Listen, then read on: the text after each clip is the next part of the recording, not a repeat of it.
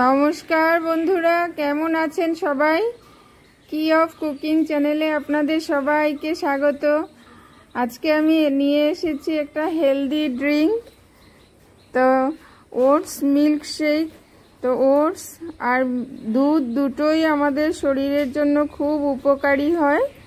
তার মধ্যে এই গরমে শেক খেতে খুবই ভালো লাগে। তো দেখতে থাকুন।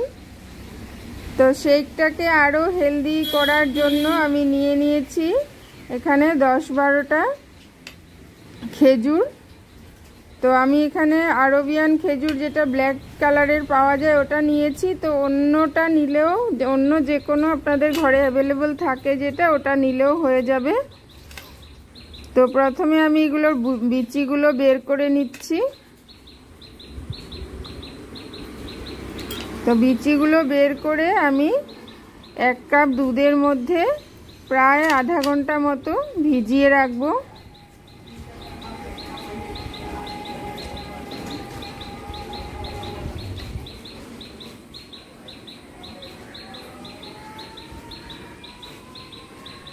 আর একদিকে আমি 4 টেবিল চামচ ওটসকে ড্রাই রোস্ট করে নিব।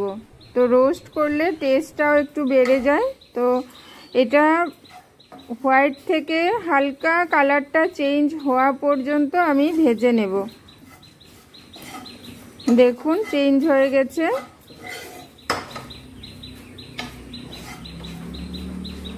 সুন্দর একটা গন্ধ বের হয় ভাজতে থাকলে। তো ওই গন্ধটা বের হলে আর এইভাবে হালকা চেঞ্জ কালারটা হয়ে গেলে চুলাটা বন্ধ করে দিতে হবে। তারপর ঠান্ডা হয়ে গেলে আমি মিক্সিতে প্রথম ঢেলে দিচ্ছি এগুলোকে।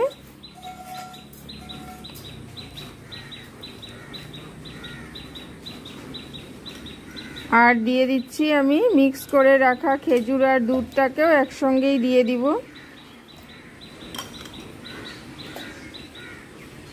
তো ব্রেকফাস্টে রুটিকে রিপ্লেস করে, রুটি পরোটা এগুলোকে রিপ্লেস করেও এটা নেওয়া যায়। একদম সুন্দর পেটটা ভরে যায়।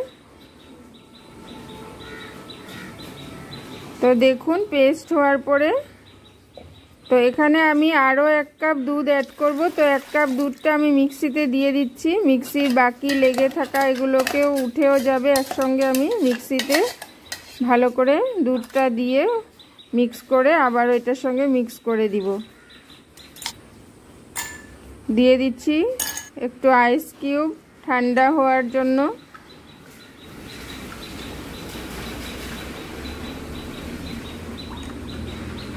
তো খুবই হেলদি টেস্টি ড্রিঙ্কটা আপনারা অবশ্যই বাড়িতে বানাবেন।